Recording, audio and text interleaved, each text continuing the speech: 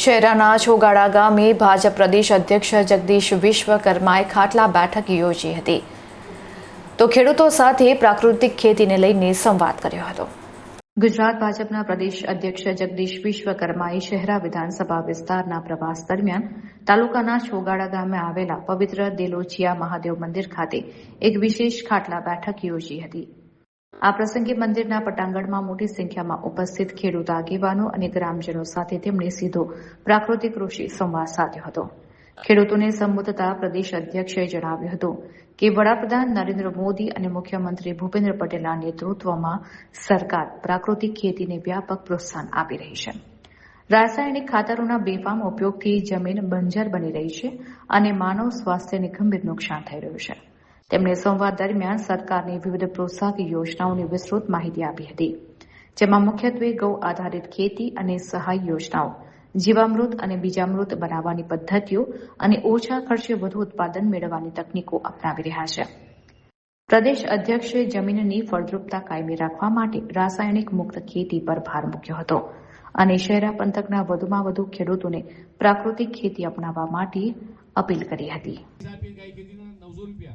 महीने 1000 रुपया जे गाय लावे गायनी खेती करे एना पैसा सरकार तमने आपे छे। पंचमहाल जिला भारतीय जनता पार्टी ना प्रमुख मैं पंचमहाल जिला शहरा विधानसभा कार्यक्रम में पधार्या छे त्यारे एमनु उमळकाभेर पंचमहाल जिला भारतीय जनता पार्टी परवार साहेब जेओनु पण स्वागत छे। आपणा पंचमहाल जिल्लाना परमार साहेब अपना हर हमेश अपना विस्तारनी અને ગુજરાતના મહામંત્રી એવા હિતેન્દ્રસિંહ ચૌહાણ, લોકલાડીના પ્રભારી એવા હર્ષદભાઈ વસાવા સાહેબ, જિલ્લા પંચાયતના કારોબારી અધ્યક્ષ એવા મગનભાઈ, સૌ આપણા લોકલાડીના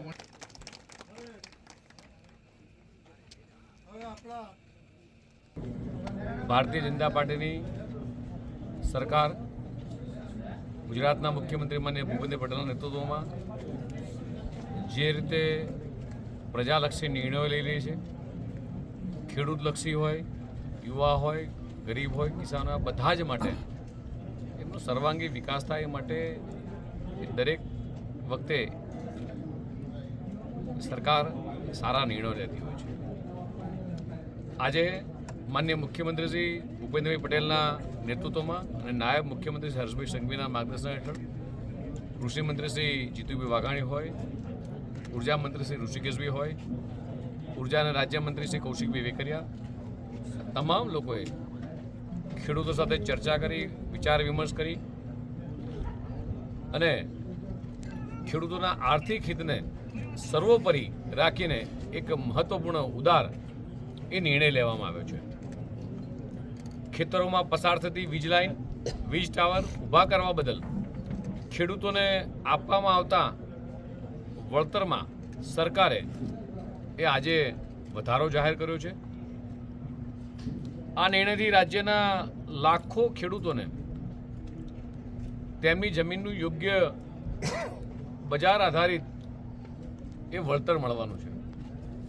ખેડૂતોના ખેતરમાંથી પસાર થતી વીજ લાઇન માટે અત્યાર સુધી એ ખેતરમાં વીજ પોલ કે લાઇન નાખવા માટે ખેડૂતોને એ જંત્રીના બમણા દર એટલે કે 200% લેખે વળતર ચૂકવવામાં આવતું હતું।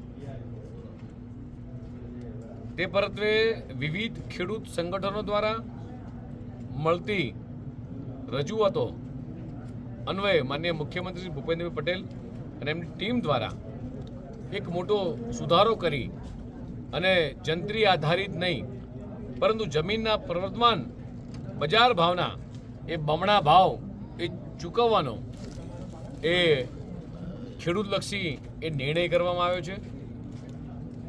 આ માટે માનનીય ભૂપેન્દ્રભાઈ પટેલને, આખી ટીમને એક ભારતીય જનતા પાર્ટીના કાર્યકર્તાઓ વતી, ગુજરાતની સમગ્ર 6.5 કરોડ જનતા વતી એ આભાર પણ વ્યક્ત કરું છું।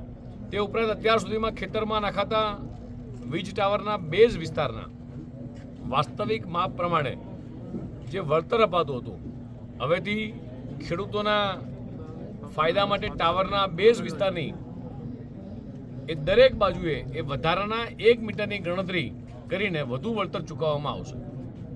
ઉદાહરણ તરીકે 765 kV લાઇનમાં અગાઉ 625 ચોરસ મીટર લેખે વળતર અપાતું હતું, તેમાં હવેથી દરેક બાજુએ એ વધારાના 1 મીટરની ગણતરી કરી અને તે મુજબ વધારીને 729 ચોરસ મીટર લેખે એ ચૂકવવામાં આવશે. અગાઉ જમીન માલિકોને વળતર અંગે ફાઉન્ડેશન તબક્કે 40%, ઇરેક્શન વખતે 40% તથા વાયર લગાડ્યા બાદ એ 20% રકમ મુજબની ચૂકવણી થતી હતી. તેના બદલે જમીન માલિકોને એક સાથે અને અગાઉથી આ વળતર ચૂકવવાનો નિર્ણય રાજ્ય સરકારે કરેલ છે. ખેડૂતોની જમીનની વાસ્તવિક બજાર કિંમત એ તટસ્થ અને પારદર્શક રીતે નક્કી થઈ શકે તે માટે રાજ્ય સરકાર દ્વારા MRCના એક રચના કરવામાં આવશે. આ વાત એ છે કે સમિતિમાં અસરગ્રસ્ત ખેડૂતોના પ્રતિનિધિ અને ખેડૂતોના ઓથોરાઇઝ્ડ માર્કેટ વેલ્યુઅરને પણ સ્થાન આપવામાં આવશે, જેથી ખેડૂતોને અન્યાય ન થાય. માર્કેટ રેટ નિર્ણય કરવાની સમિતિમાં કલેક્ટરશ્રી, જમીન માલિકોના પ્રતિનિધિ અને ટ્રાન્સમિશન સર્વિસના પ્રોવાઈડર એ પ્રતિનિધિ પણ આ કમિટીની અંદર રહેશે. બીજી તરફ વિજલાઇનના rights of the way corridor માટે MRC દ્વારા નિર્ધારિત થયેલ એ બજાર કિંમતના આધારે એ વિસ્તાર મુજબ આ વળતર આપવામાં આવશે, જેમાં ગ્રામ્ય વિસ્તારમાં બજાર કિંમતના 30%, નગરપાલિકા વિસ્તારમાં બજાર કિંમતના 45% અને મહાનગરપાલિકામાં બજાર કિંમતના 60% મુજબ આ વળતર આપવામાં આવશે. રાજ્ય સરકારે આ નિર્ણયમાં ઉદારતા દાખવતા સ્પષ્ટ કર્યું છે કે હર હંમેશા એક ખેડૂતોની પડખે રહી છે.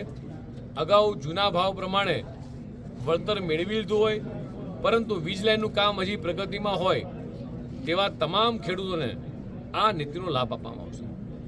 આ નિર્ણય જ કહી આપે છે કે હર હંમેશ ભારતીય જનતા પાર્ટીની સરકાર દેશના યશસ્વી પ્રધાનમંત્રી માન્ય મોદી સાહેબના વડપણમાં, એમના માર્ગદર્શન હેઠળ ગુજરાતની અંદર માન્ય ભૂપેન્દ્રભાઈના વડપણ હેઠળ ચાલતી આ સરકાર એ હર હંમેશા એ ખેડૂતોની પડખે રહી છે. કોઈ પણ બાબતે ક્યારેય ક્યાંક ઘડીક બે ઘડીક ખેડૂતોને એવું લાગ્યું હોય પણ માન્ય મુખ્યમંત્રીશ્રીનો નિર્ણય આમ ખેડૂતોએ ખૂબ સારી રીતે આવકાર્યો છે.